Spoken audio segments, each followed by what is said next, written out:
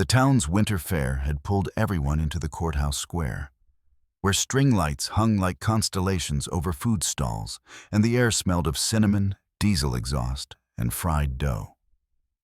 When Officer Grady Henson arrived with his police dog at heel, Rex, broad-chested, ears upright, eyes the color of dark honey, moved with the practiced precision of a veteran, paws quiet on the packed dirt, leash loose, focus locked forward.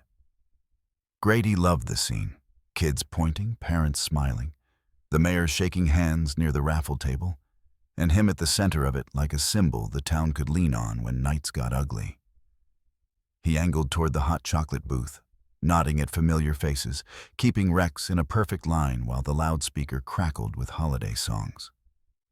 Then, without warning, Rex's shoulders tightened. His head turned just a fraction, nostrils flaring as if the wind had carried a word only he could hear. Grady gave the casual command, "Heel." Rex didn't. The dog's paws slid sideways, cutting across the lane with sudden, deliberate purpose. And before Grady could react, Rex stepped in front of a little girl standing near the toy vendor, planting himself between her small frame and the flow of people like a wall that had decided to breathe. The girl wore a blue sweatshirt under a puffy coat, her cheeks pink from the cold. One mittened hand clutching a paper cup, while the other held a cheap little charm on a string. She froze, eyes wide, as if the dog had appeared out of the air. Around them, conversation thinned, then stopped. Silence spreading in rings as heads turned and phones lifted. Grady's smile snapped into something tighter. "Rex," he hissed, yanking the leash back with a practiced jerk meant to reset obedience. The collar tightened. Rex didn't budge. His stance widened, weight low, tail still. A posture that wasn't playful and wasn't wild. Professional, measured, coiled. Grady pulled again, harder now, embarrassment flushing up his neck as he felt the crowd watching the one thing that wasn't supposed to happen. A police dog refusing his handler in public. "Sorry, folks," Grady called, forcing a laugh. "He's distracted by all the smells." The lie landed flat. Rex's eyes never left the line of sight beyond the girl's shoulder.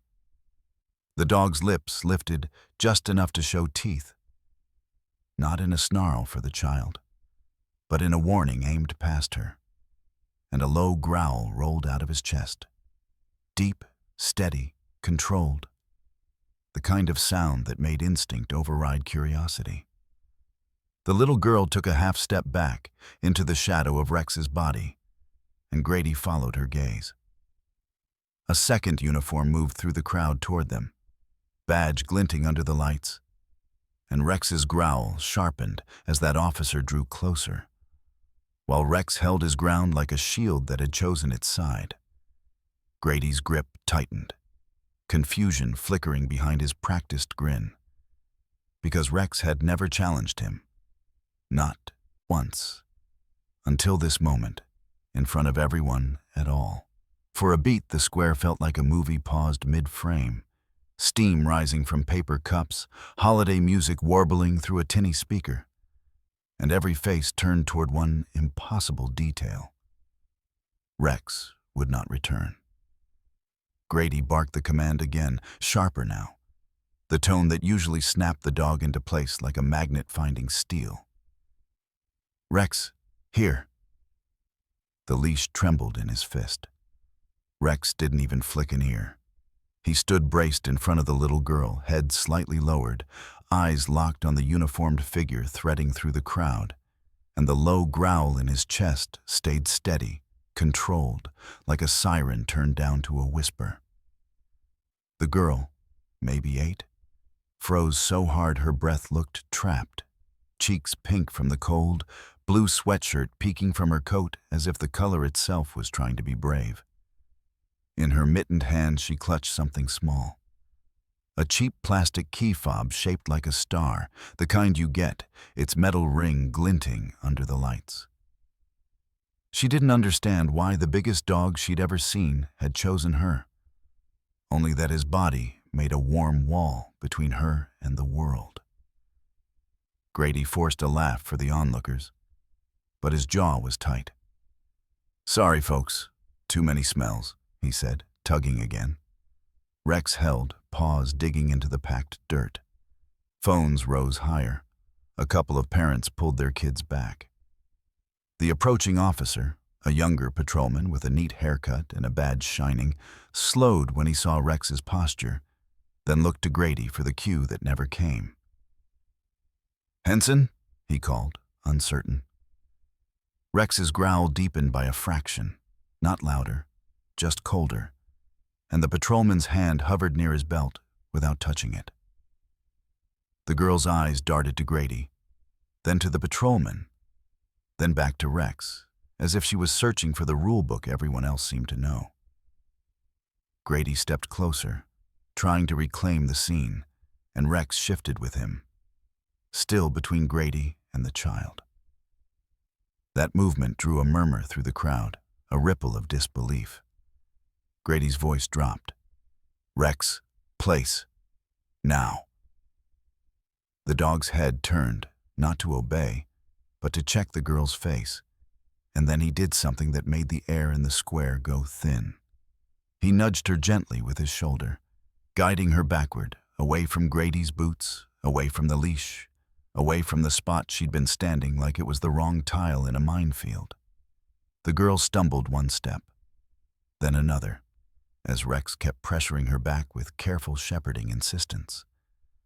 Grady reached out, palm open, smiling too wide. "Hey, sweetheart, it's okay." Rex's lips lifted, not at the child, but at Grady's hand, and the growl aimed up the leash like a warning shot. The patrolman stopped dead. Somewhere behind them, a door chime from a nearby booth rang out, bright and wrong, and Rex pushed the girl one more step away, as if correcting a fatal path before she could take it. Still. Hours earlier, before, the courthouse square filled with lights and laughter. The town had been a hush of frost and pale morning sun, the kind that turns every windshield into a sheet of glass and makes your breath feel like smoke you can hold. Grady Henson drove the cruiser slow down Main Street, one elbow relaxed on the door, the heater humming, radio low with dispatch chatter that sounded more like background music than urgency. Rex rode in the back behind the metal partition, calm as a statue, eyes forward, chest rising and falling in steady rhythm, the black and tan lines of him crisp against the gray interior.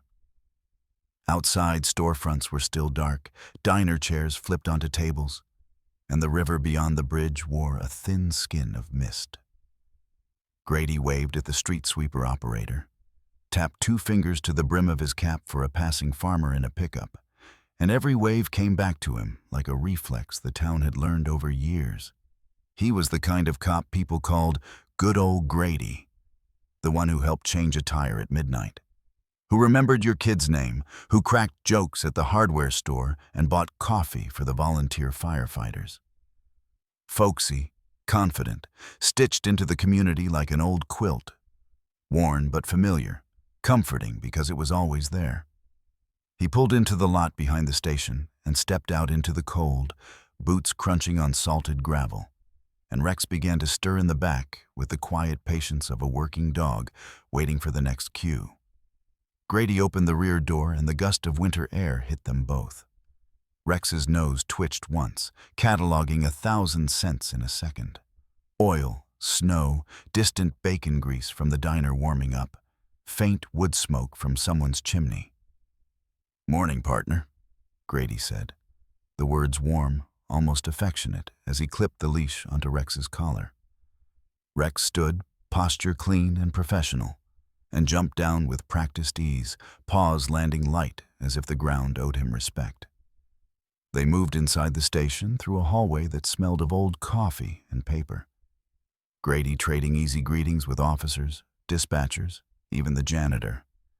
Every morning Grady, answered with a grin and a comment about the weather. Rex sat when told, rose when told, followed every command like a machine built from loyalty and discipline. And the other officers admired him the way people admire a well-made tool. Reliable, impressive, a symbol that the town was protected by something stronger than fear. In the break room, Grady poured himself coffee and dropped a donut crumb on the floor without noticing. Rex's eyes tracked it, then looked away like it wasn't his job to be tempted. "Fair tonight," Grady said to a deputy as he leaned against the counter. "We'll do the little walkthrough, show the kids how a real K-9 behaves. Give 'em something to smile about." He said it like he was proud, like he owned the role of safety in this place. Rex's ears flicked at the word, fair, but his body stayed composed. Later, in the garage, Grady checked equipment with the casual certainty of routine. Radio, flashlight, gloves, leash. His fingers moving in practiced loops. He reached for the leash clip at Rex's collar, thumb and forefinger pinching the metal. And his hand lingered there a second too long, not adjusting, not checking, just holding, as if the contact mattered more than the gear. Rex's body did something small but unmistakable. A quick flinch at the neck, a tension ripple that traveled through his shoulders like a reflex he didn't want to show. His eyes blinked once, fast, and he angled his head away a fraction, then corrected himself back into stillness, as if ashamed of the reaction. Grady didn't notice, or pretended not to, just gave the clip a final tap and smiled down at him. "Good boy," he murmured. But Rex's gaze stayed distant for a heartbeat longer than it should have, as if he'd seen something in that touch that didn't belong in a normal morning. By late afternoon, the cold had softened into that blue-gray twilight that makes small towns look like postcards. And the first strings of courthouse lights blinked on as vendors began setting up. But the little girl arrived as if she'd been practicing invisibility all her life. Head slightly down, shoulders tucked in, moving close to her caregiver, the way a shadow follows its own person. Her name was Emma, and she wore a blue sweatshirt under her coat, the hood peeking out like a stubborn piece of comfort she refused to leave behind. Beside her walked her aunt, Marisol, a woman with tired eyes and a gentle mouth that still knew how to smile when Emma looked up for reassurance. They had come back to town only a week earlier, slipping into a small rental on the edge of the river where the paint peeled and the neighbors kept to themselves. And every day since had been a careful study in blending in. No loud laughter on the porch, no stories told too big at the grocery store, no attention drawn that couldn't be erased. Marisol held Emma's hand in her gloved one, not gripping hard, just enough to say, without words, "I'm here." And Emma matched her pace with quiet discipline, scanning faces the way other kids scan candy displays. She wasn't shy in the normal way. She was watchful, alert, her gaze sliding across the square like she was counting exits and measuring distances, noticing which men stood too close to the cash box, which couples argued under their breath, which teenagers pretended not to stare at the police booth. When Marisol stopped at the toy vendor to let Emma look, Emma said, "Please," before she even touched anything, and "thank you" to the man who handed her a small paper cup of cocoa samples. Voice soft but steady, like she'd learned that politeness could be armor. In her other mitten, she carried a cheap plastic star key fob on a ring, the kind that might have come from a gas station prize bin, and she kept rubbing the star with her thumb as if it was a worry stone that held her nerves together. "Just a quick walk," Marisol murmured, her breath fogging. "We'll see the lights, get you a cookie, then home." Emma nodded, not bouncing, not pleading to stay longer the way kids usually do. And that restraint made Marisol's chest ache, because it meant Emma had been taught somewhere else that joy could be dangerous if it made you noticeable.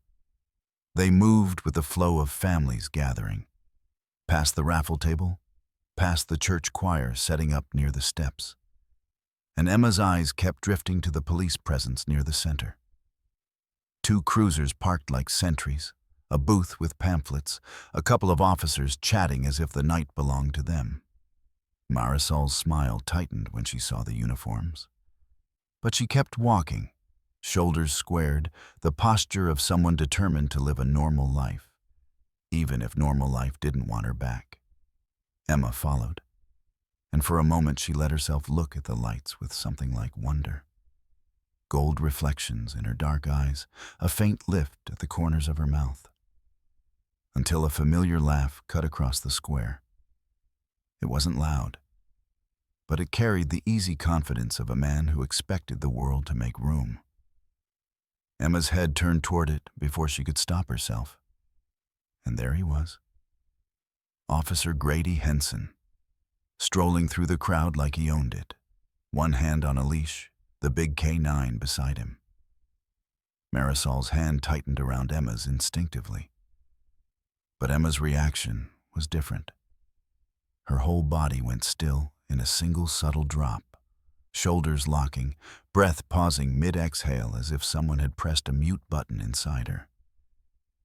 The key fob star in her mitten stopped moving. Her eyes fixed on Grady's face with a recognition that wasn't curious. It was sharp, involuntary, like a memory snapping shut. And when Grady glanced their way and smiled that folksy smile, Emma didn't smile back. She looked through him like she'd seen him somewhere she never wanted to remember again. Grady spotted them the way a man spots a mirror he likes. Something that reflects back the version of himself he prefers to show the world. And his boots angled toward Marisol and Emma with an easy swagger, the leash loose in his hand as Rex moved at his side like a shadow made of muscle and discipline. "Well now," Grady called out, voice bright and warm enough to sell tickets. "Looks like we've got some new faces enjoying the fair." A few nearby townspeople turned at the sound of his tone, smiling automatically because smiling at Grady felt like a civic duty. And a couple of phones lifted again, hungry for harmless holiday moments. Marisol's polite smile arrived a heartbeat late, like a door opening only because it had to. "Evening, officer," she said, keeping her voice even. Emma stayed close, chin slightly down, eyes fixed on Rex instead of the man holding the leash, as if the dog was safer to look at than the badge. Grady crouched a little to Emma's height, not fully kneeling, just enough to perform humility for the crowd. "And who's this?" he asked, grin wide, tone sweet. "You like dogs?" He didn't wait for an answer, because this wasn't about Emma's comfort. It was about being seen being kind. Someone behind them chuckled. Someone else murmured, "That's Grady for you." Rex's ears flicked, and his gaze slid to Emma's face for a quick, assessing beat, then back to Grady's hand on the leash. Marisol kept her shoulders square. "We're just here for the lights," she said, trying to steer the moment away, like a car skidding toward ice. Grady ignored the hint. "Well, you picked the best night," he said louder, projecting. "We keep this town safe so families can enjoy themselves. Right, Rex?" He gave the leash a small tug, a cue that should have snapped Rex into a perfect sit for the show. Rex didn't sit. Instead, the dog took one deliberate step forward, no command, no hesitation, and placed his body between Grady and Emma like he'd been assigned to her by something older than training. The movement was quiet, but it cut through the scene like a knife through wrapping paper. Grady's smile faltered for half a second before he pasted it back on. "Hey now," he laughed, glancing around as if the dog was doing a cute trick. "Look at that. He's already making friends." A few people laughed too, but it was the kind of laughter that didn't know where to land, thin and cautious. Emma's eyes widened, and she shifted back instinctively, the cheap star key fob pressing into her mitten as she clutched it tighter. Rex adjusted with her, keeping the same protective angle, and his shoulders looked bigger in the cold light, his posture rigid with focus. Grady's hand tightened on the leash. "Rex," he said, voice still playful but edged underneath. "Come on, boy. Don't be rude." He tugged again, harder. Rex's paws stayed planted. The crowd's laughter died in pockets. Marisol's breath caught, and she stepped slightly toward Emma as if to shield her. But Rex was already there, an unasked-for wall. Grady's eyes flicked to Marisol now, the friendliness draining just enough to show impatience. "He's trained," he said, still smiling for the audience, but his words had weight now. "He knows when someone's nervous." It sounded like a joke, but it landed like a warning. Marisol's polite mask tightened. "We're fine," she said. Grady leaned closer, lowering his voice just a notch while keeping his posture open. A man who could threaten you while looking like he was offering help. "No need to be jumpy," he murmured, then raised his voice again for the crowd. "Rex here just likes to keep an eye on things. Don't you, boy?" That's when Rex's head snapped, not toward Emma, not toward Marisol, but upward, directly toward Grady's waist. His nose worked fast, nostrils flaring, and his gaze fixed on the exact spot near Grady's waistband and right pocket, like it had become a target painted in scent. Rex's body went still in a way that wasn't friendly at all, and the low growl that began in his chest wasn't for the little girl.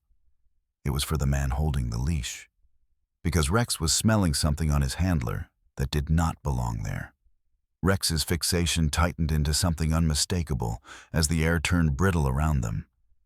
And then he made a second decision. Bigger, louder, impossible to explain away. By breaking heel completely and pressing his body even closer to Emma until her small coat brushed his flank and she stood tucked behind him like he'd built a shelter out of muscle and intent. The controlled growl in his throat deepened. Not a wild sound, but a measured warning with discipline behind it. And the effect on the square was immediate, as if someone had pulled the plug on the holiday noise, because even the children sensed the shift and stopped laughing. Even the speaker's cheerful music seemed to fade under the weight of that low, steady vibration. Grady's grin hardened into something that didn't reach his eyes. "Easy, boy," he said, still loud enough for the nearest circle to hear, still trying to keep the moment framed as harmless theater. "He's just being weird today," he added with a chuckle that came out too sharp, like a spoon tapping glass. "Too many scents, too many people, that's all." He tugged the leash again, more forceful now, trying to assert dominance the way handlers do when a dog challenges the chain of command. But Rex didn't yield. Instead, he squared his shoulders and shifted his weight so the leash pressure pulled against a body that had decided the command was wrong. His ears forward, tail still, eyes burning with focus as his nose stayed angled toward Grady's pocket like it had latched onto a truth it couldn't unsmell. Emma's mittened hand tightened around the cheap star key fob until the plastic edges pressed into the fabric and she took a small, involuntary step back. But Rex moved with her, guiding her away from Grady's reach in silent increments. A shepherd correcting the direction of a lamb that didn't know the cliff edge was near. Marisol's voice came out strained but polite, the way people speak when they're trying not to ignite a fuse. "Officer, we should go," she said, already turning her body to usher Emma away. Grady's hand lifted, palm out, cutting the exit path with a friendly gesture that felt like a gate. Now, he said, still smiling for the audience. And that's when the crowd's awkward laughter didn't come back at all, because Rex's posture wasn't the posture of a dog distracted by fairground smells. It was the posture of a working canine on the edge of an alert, the kind of stance that meant threat, contraband, danger. A few bystanders shifted, the kind who'd never doubted Grady in their life, suddenly unsure where to put their eyes. One man cleared his throat like he wanted to say something but couldn't find the courage, and a woman near the funnel cake stand pulled her kid behind her hip. Grady tried to reclaim the narrative with volume, turning his head and addressing the crowd like a host. "Folks, it's fine," he said. "Rex is a great dog, best in the county. Sometimes they get—" He stopped mid-sentence when Rex's growl sharpened a half step, and the dog's head dipped as his nose tracked closer to Grady's waistband, the leash clip rattling softly with attention. The sound was small, but it echoed in the sudden silence, metal against metal, like a clock ticking down. Grady's jaw flexed. For the first time, his cheeks lost their rosy warmth, and something colder flickered behind his eyes as he leaned in toward Rex with a voice meant only for the dog. "Knock it off," he hissed, yanking the leash so hard the collar tightened. Rex didn't lunge, didn't snap, didn't break discipline into chaos. He held the line, steady and unblinking, the warning growl aimed like a spotlight at Grady's midsection, at whatever scent had latched onto the fabric near that pocket. And then a new voice cut into the scene from the edge of the circle. Procedural, startled, not performative at all, as a second officer pushed through the crowd and stopped dead at the sight of Rex's stance, his eyes jumping from the dog to Grady's face to the leash pulled tight as wire.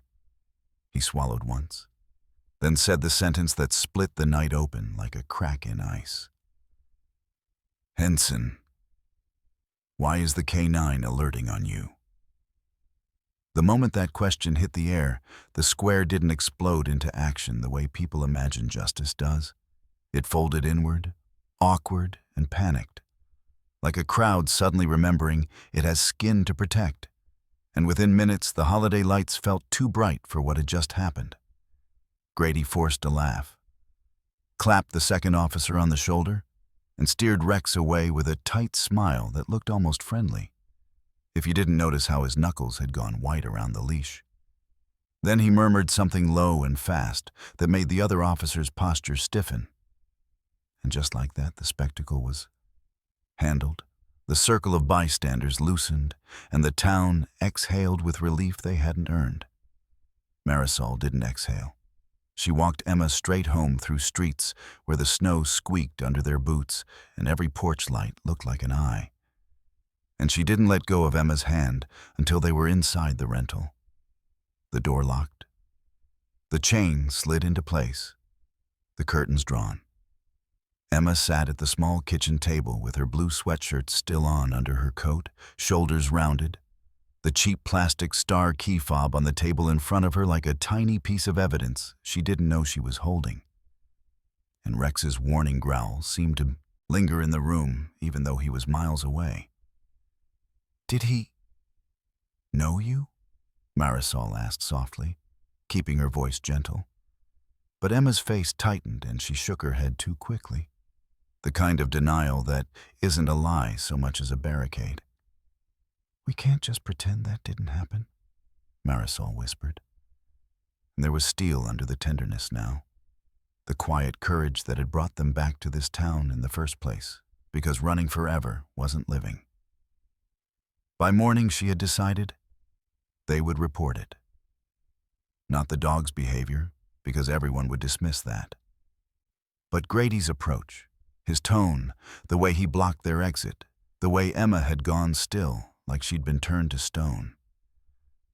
At the station, the air smelled of bleach and stale coffee, and the front desk was staffed by a clerk with a practiced smile and eyes that never fully lifted from the computer screen.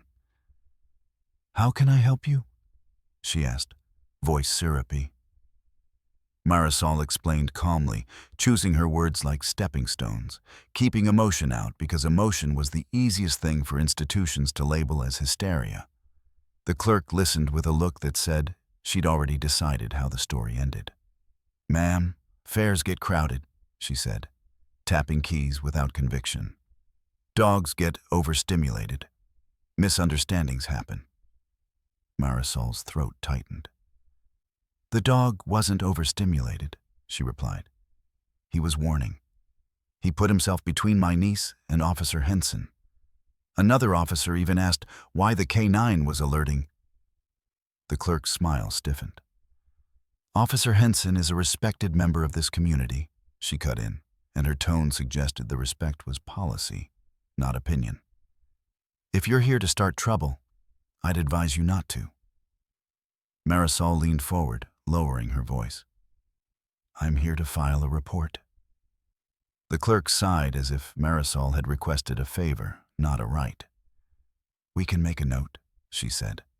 "But I'm telling you now it's going to be classified as a minor incident. Dog malfunction. No harm done." "No harm done," Marisol repeated, and Emma's fingers curled in her lap. The clerk's gaze flicked to Emma, then to the key fob star peeking from Emma's mitten where she'd kept it like a talisman. "What's that?" the clerk asked too quickly. "Nothing," Emma whispered. But the clerk stood and leaned over the counter with sudden interest that didn't match her earlier boredom. "If you're making accusations, we'll need to document anything you're carrying that's relevant," she said, reaching out as if the star were evidence, then immediately adding, "Standard procedure." Marisol's instincts snapped awake. "It's a child's keychain," she said, pulling Emma's hand back gently. The clerk's smile didn't move, but her eyes sharpened. "Ma'am, don't make this difficult," she murmured. And from a hallway behind her, a uniformed figure appeared. Another desk officer, drawn by the tension, looking at the star like he recognized it. In that instant, Marisol understood something cold and simple. They didn't want a report filed, and they wanted that cheap plastic star even more than they wanted Marisol to leave, because the object wasn't irrelevant at all. It was a plot key, and someone inside this station wanted it gone fast. By that afternoon, the town story had already split into two versions, the official one, clean and dull, and the one traveling under the table like contraband. And the second version moved faster because it had a heartbeat. A shaky phone video shot by a woman near the funnel cake stand.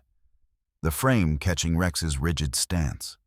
Grady's too wide smile, Emma's small shape behind the dog, and then that line, clear enough to read lips even with the wind noise. "Why is the K9 alerting on you?" Someone uploaded it to a neighborhood group chat with a caption that was half joke, half alarm. "Police dog refuses handler, protects little girl." In minutes it hopped to other chats, church ladies, high school alumni, the volunteer fire department thread, the local hunting club, even the buy-sell trade page where people usually argued about lawnmowers. The clip was short, but it had the kind of tension you could taste. And every replay made it worse, because the more you watched, the more you noticed what you'd missed the first time. The way Rex didn't posture for attention. The way his warning was aimed past the child. The way Grady's hand jerked the leash like he was trying to choke the truth back into compliance. People reacted in the only safe way they knew, with half-laughing comments and nervous emojis, but the questions underneath were sharp. Dogs don't do that for no reason. Rex is trained, that's an alert. Why was Grady blocking them? Who's the kid? Why'd she look scared? And then came the quiet, private messages, the whisper network that always existed in small towns, but rarely found a spark bright enough to ignite.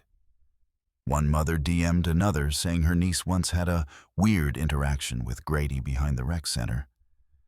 An older man typed slowly that he'd seen missing evidence tags in the station years ago. A former dispatcher sent a single sentence: "Be careful, don't talk on the phone." Then went silent.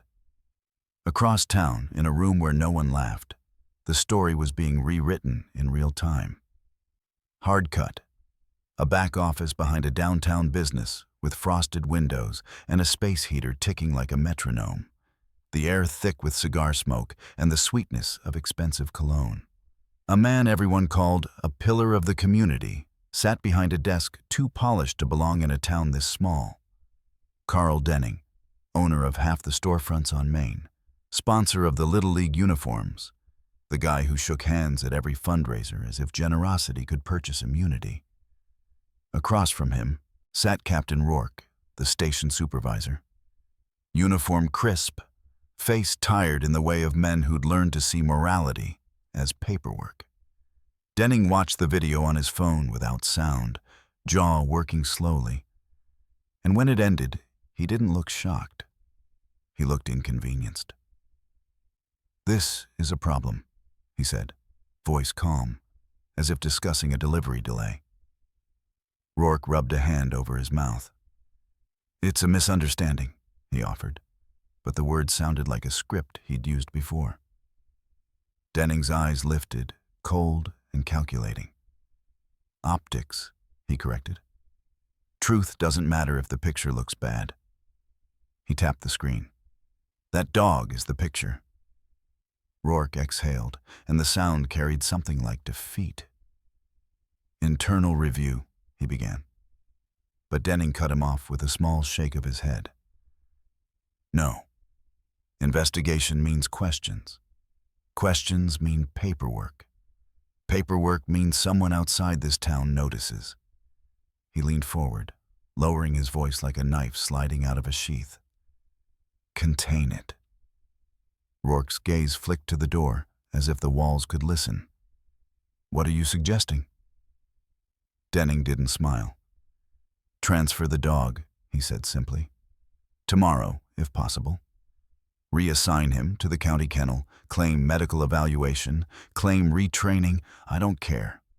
Make it look responsible." Rourke hesitated, and Denning's tone softened into something almost friendly. "Rourke, you and I both know dogs don't lie. That's why this one has to disappear before he alerts again." The heater clicked.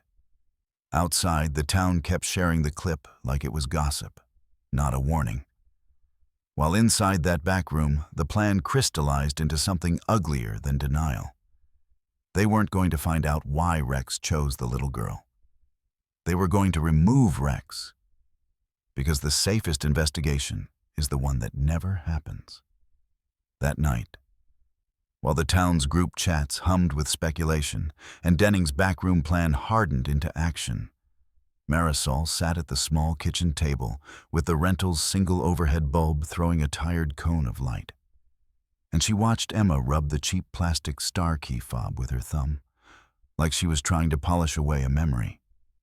Outside, wind scraped along the siding, and every passing car sent a brief sweep of headlights across the curtains, making Marisol's pulse jump as if the whole world had turned into surveillance.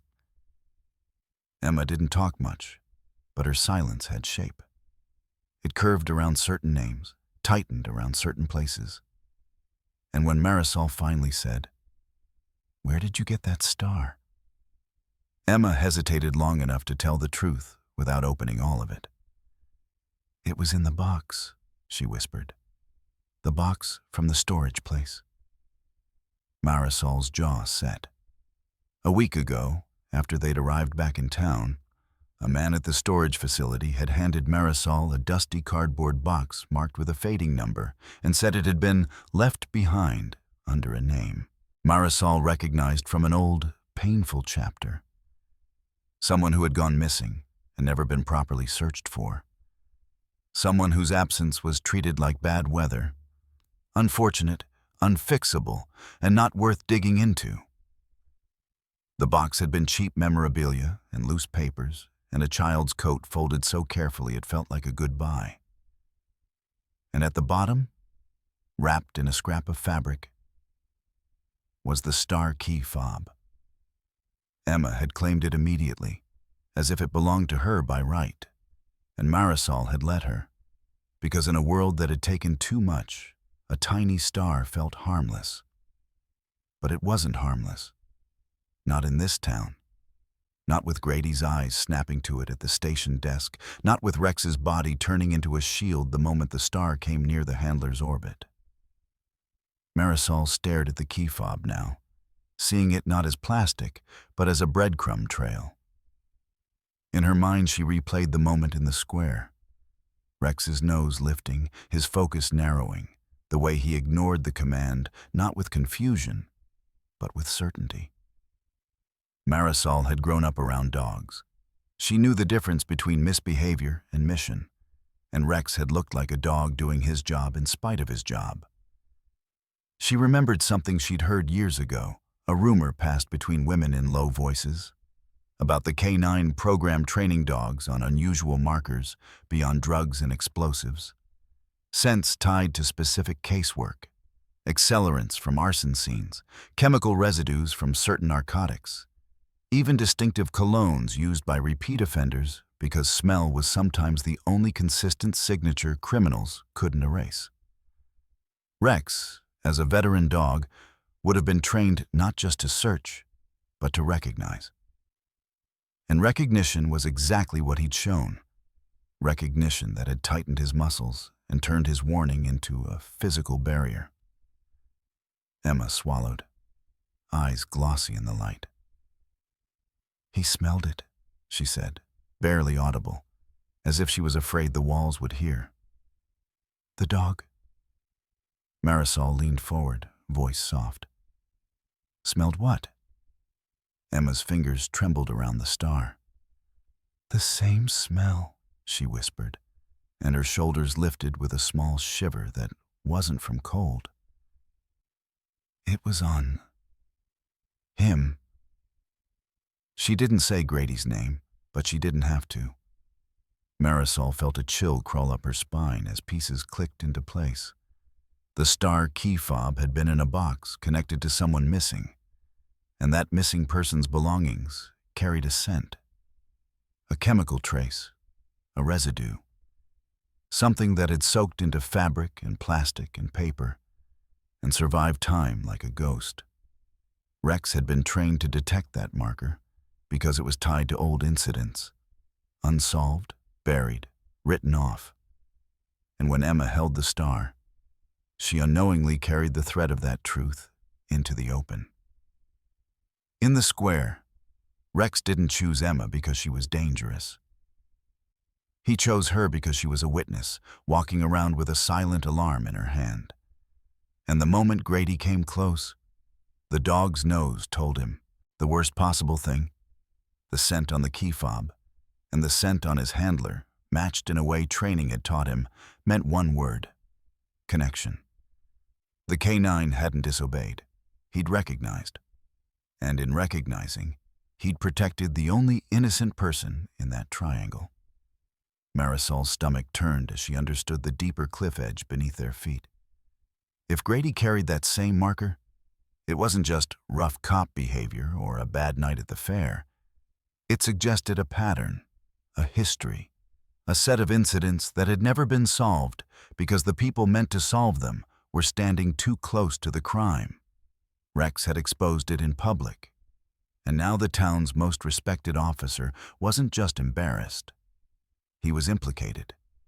And someone powerful had already decided the dog had to disappear before it could point again.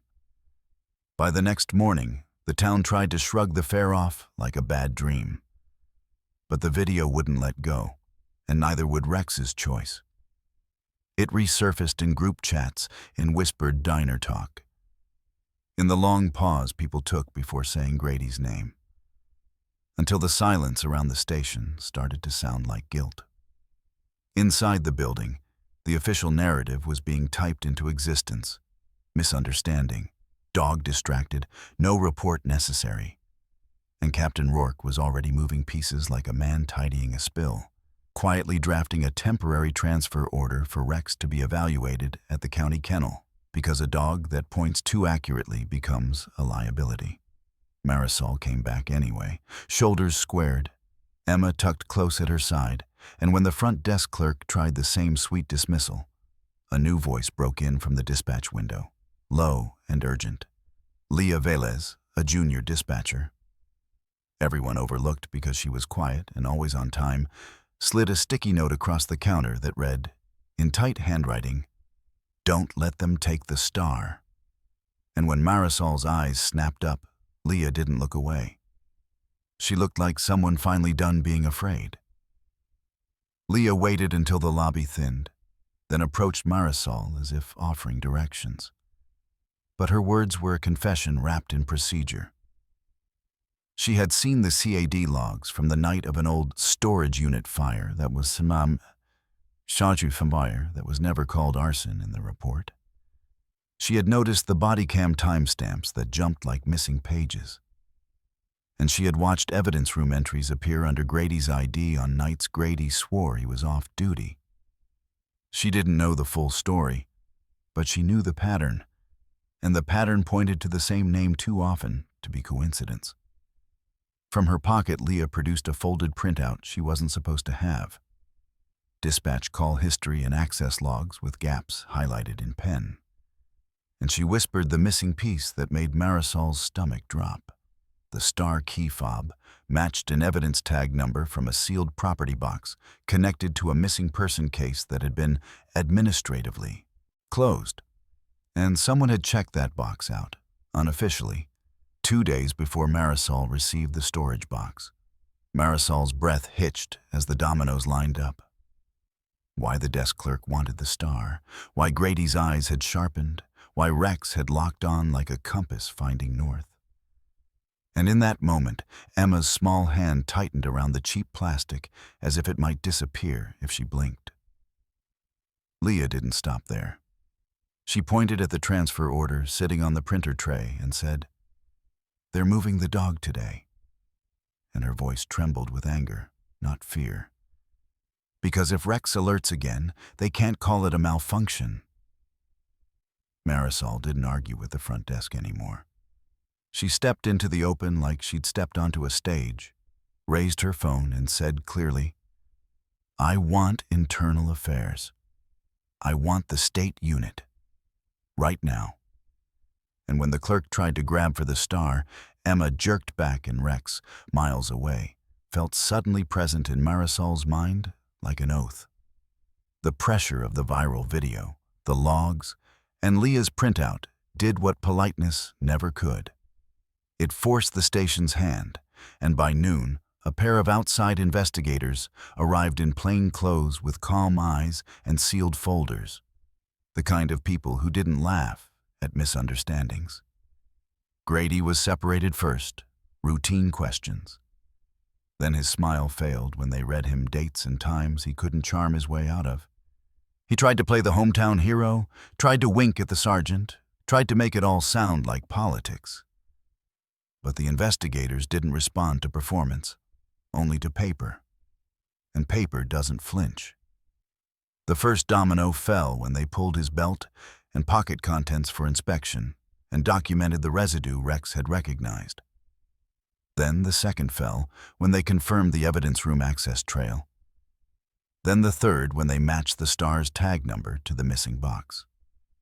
Grady's face went pale as winter glass, and when the cuffs clicked, the sound didn't feel like punishment. It felt like air returning to a room that had been suffocating for years. Rex, meanwhile, was led out not to a kennel, but to the training yard, where a clean handler from the state K9 unit knelt. Let Rex sniff his hands and waited for the dog to choose willingly this time. Rex's posture softened by one careful degree, as if relieved his warning had finally been heard. And when he heeled at the new handler's side, the town's eyes filled with the kind of stunned respect that comes when loyalty is proven under pressure. Weeks later, under the same courthouse lights that had once watched the wrong man smile, Rex was formally honored for protecting a child, and the mayor's speech couldn't quite capture what everyone felt. That the dog had done what the system refused to do: stand between innocence and power. Afterward, as Marisol and Emma walked home under a calmer sky, Emma finally spoke without freezing, voice small but steady. The star wasn't just a trinket. It had been the only thing left from someone who tried to protect her before. Someone who hid proof in ordinary objects, because ordinary objects are the last place predators look. And when Rex chose her in that crowded square, It was the first time Emma believed the truth could still find its way to the surface, and that she might finally be safe.